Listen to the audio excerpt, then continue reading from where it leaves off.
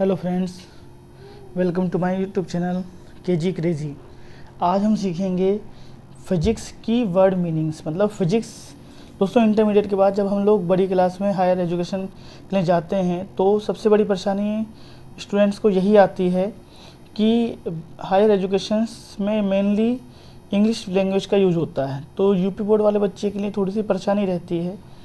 तो अगर हम कुछ वर्ड्स मीनिंग्स को याद करके जाएंगे तो हमें बड़ी क्लासों में ज़्यादा परेशानी का सामना नहीं करना पड़ेगा।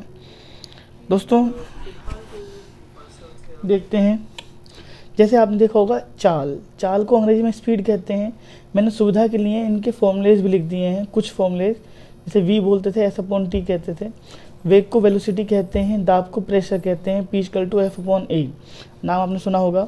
संवेग को कहते हैं मोमेंटम को P कहते थे, M×V यानी द्रव्यमान गुणा वेग इसका फॉर्मूला हुआ करता था। अच्छा, आगे बढ़ते हैं। आवेग को हम कहते हैं इम्पल्स, I बोलते थे, F×T बल गुणा समय। बल आघूर्ण को टॉर्क कहते हैं, टो बराबर F×R। प्रतिबल को स्ट्रेस कहते हैं, फॉर्मूला था F/A बल बटे क्षेत्रफल। विकृति को स्ट्रेन कहते हैं। प्रत्यास्था को इलास्टिसिटी कहते हैं, प्रत्यास्था को नाम आपने सुना होगा। पृष्ठनाभ को सरफेस टेंशन कहते हैं, पृष्ठनाभ वही है जिसके कारण बूंद अपनी आकृति को गोल करती है। कोणीय वेग को एंगुलर वेलोसिटी कहते हैं, ओमेगा बराबर 2πn। जड़ आघूर्ण को मोमेंट ऑफ इनर्शिया कहते हैं।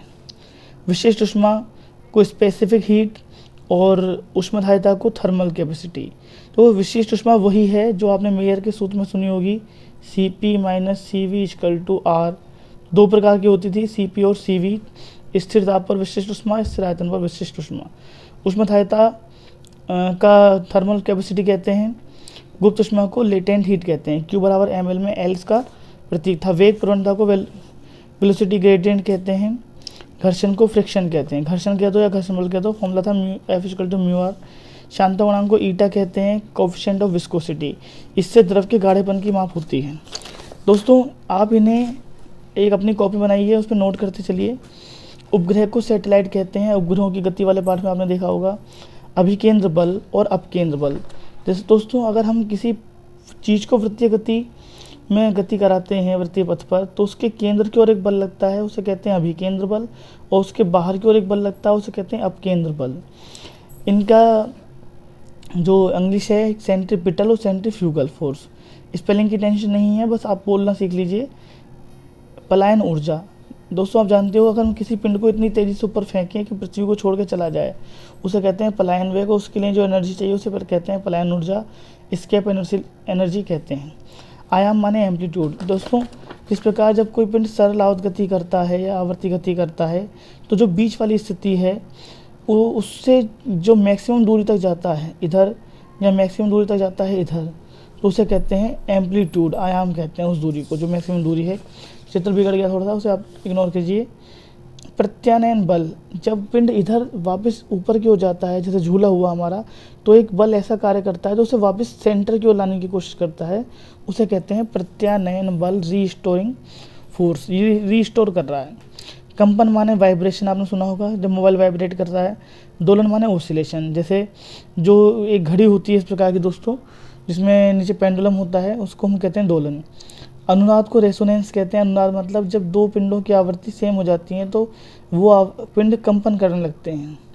ससंजक बल और आसंजक बल, दोस्तों ये चीज़ थी, अगर हम मान लीजिए इस पेन से इस कॉपी पे लिख रहे हैं तो पेन की स्याही कॉपी पर चिपक गई, तो जब भिन्न भिन्न पदार्थों के बीच जो आकर्षण बल लग रहा है उसे हम कहते हैं आसंजक बल, और एक ही पदार्थों के बीच जो लग रहा है उसे कहते हैं ससंजक बल।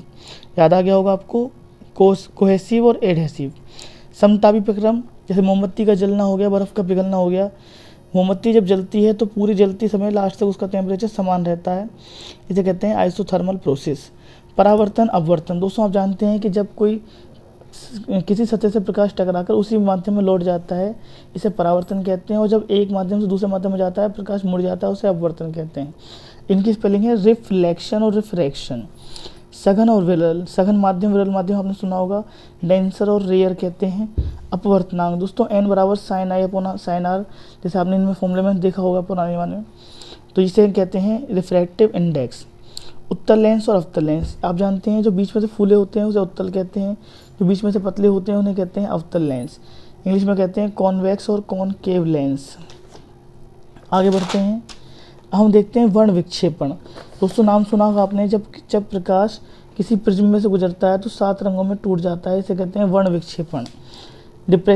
डिस्प्रेक्शन कहते हैं, घन कोण को ओमेगा कहते हैं, सॉलिड एंगल। अनुप्रस्थ तरंग और अनुदैर्घ्य तरंग। तरंग 2 प्रकार की होती हैं, यांत्रिक तरंगें। आपने देखा होगा जब इस प्रकार से जब इसका ग्राफ बनता है, जब माध्यम के कण लंबवत कंपन करते हैं इसे कहते हैं अनुप्रस्थ, और जब एक ही दिशा में कंपन करते हैं तो इसे कहते हैं समांतर अनुदैर्घ्य तरंग। तो अनुदैर्घ्य तरंग और अनुप्रस्थ तरंग। अनुप्रस्थ तरंग का एग्जाम्पल हो गया प्रकाश, हिंट आ रहा है, देखिए अनुप्रस्थ में प्र आ रहा है तो प्रकाश तरंग इसका उदाहरण आ गया। अनुदैर्घ्य में ध्य से आ रहा है, ध्वनि तरंग हो गया इसका एग्जाम्पल। ठीक है जी।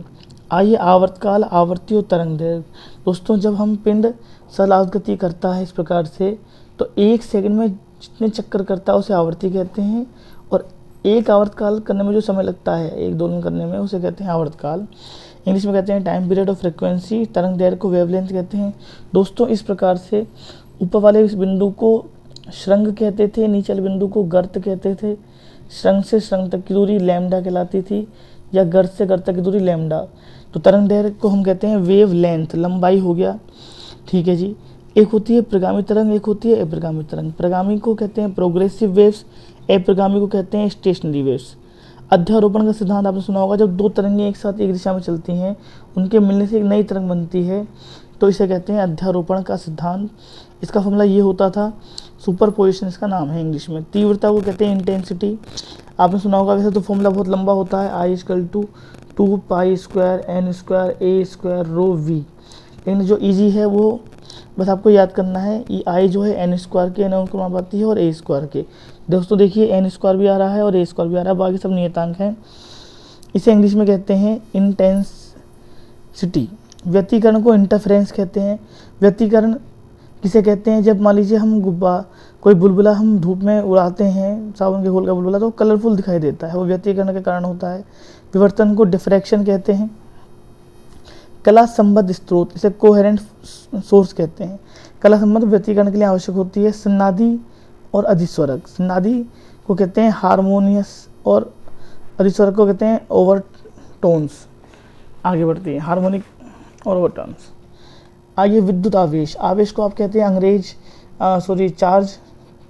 निर्वात को वैक्यूम कहते हैं, जहाँ पे कुछ नहीं होता है। विद्युतशीलता का नाम आपने सुना होगा, ε0। परमिटिविटी कहते हैं।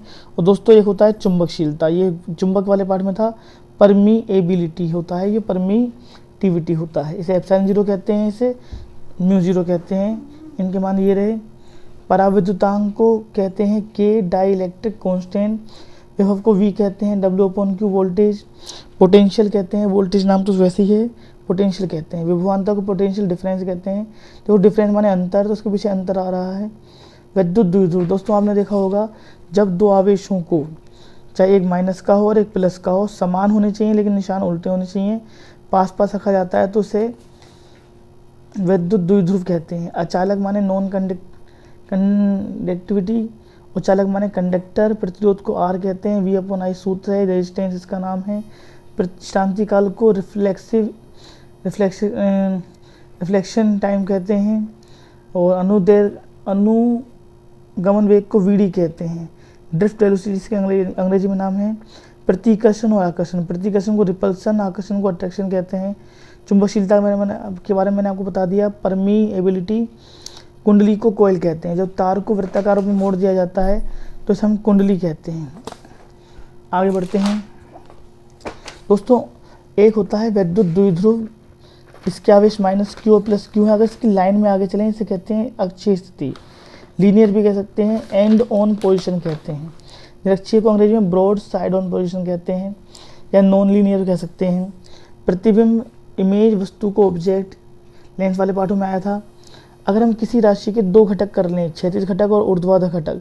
क्षैतिज को अंग्रेजी में हॉरिजॉन्टल पोजीशन कहते हैं, ऊर्ध्वाधर को वर्टिकल पोजीशन कहते हैं। दोस्तों त्वरण का नाम सुना होगा आपने, वेग परिवर्तन बढ़ते समय एक्सेलरेशन कहते हैं। कण को पार्टिकल कहते हैं, पिंड को बॉडी कहते हैं, मूल मात्रक को फंडामेंटल यूनिट कहते हैं, परिमाण को कहते हैं मैग्नीट्यूड और प्रक्षेप्य को कहते हैं प्रोजेक्टाइल। प्रक्षेप्य का नाम आपने सुना होगा कि जब हम किसी राशि को जैसे हमारी हमने फुटबॉल में हमने लात मारी तो वो इस प्रकार से गति करेगी, तो इस पथ को कहते हैं प्रक्षेप्य। तो प्रक्षेप्य का पथ परवलयाकार होता है, नाम सुना होगा आपने, तो अंग्रेजी में कहते हैं प्रोजेक्टाइल। प्रक्षेप्य माने एक प्रकार का पत्थर या कोई पिंड जिसे हमने परवलय के आकार में गति करवाई है, उसे प्रक्षेप्य कहते हैं, इंग्लिश में प्रोजेक्टाइल कहते हैं। दोस्तों कुछ और भी वर्ड मीनिंग है, लेकिन मेन ये हैं, आप इन्हें याद करेंगे, फिर आप बड़ी हायर एजुकेशन में जाएंगे तो आपको ज़रूर बेनिफिट मिलेगा।